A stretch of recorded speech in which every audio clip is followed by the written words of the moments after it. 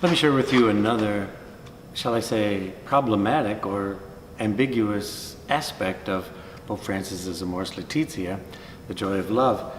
Again, in the third chapter, we're in paragraph 64.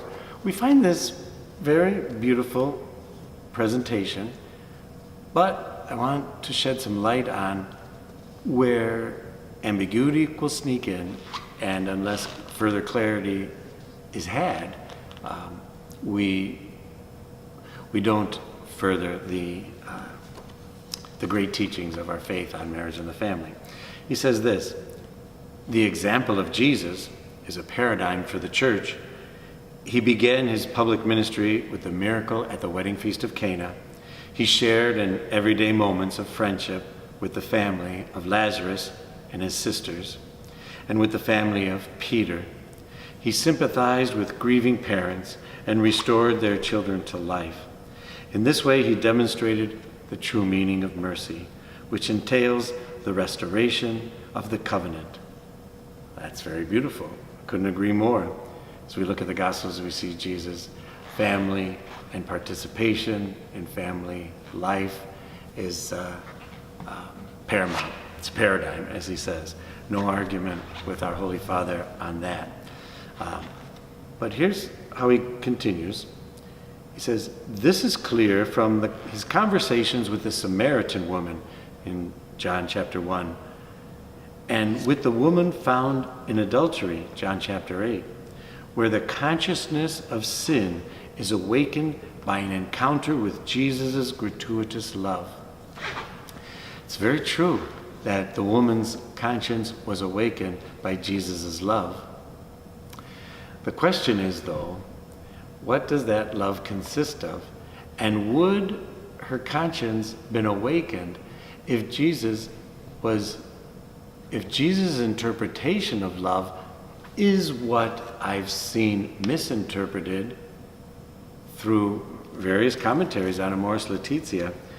There is a YouTube explanation of Amoris Laetitia by a number of Jesuits from the publisher of America Magazine.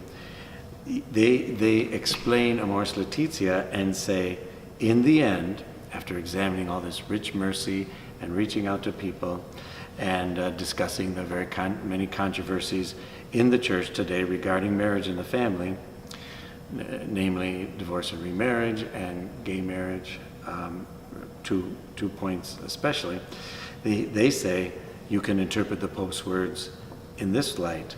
In the end, we allow conscience to determine one's involvement in the church.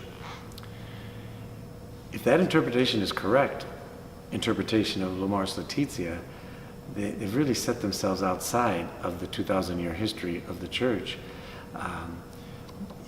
One's conscience doesn't always allow one to determine their involvement of the church. Take examples from the Catholic priesthood. I can be very upset at something happening in the church.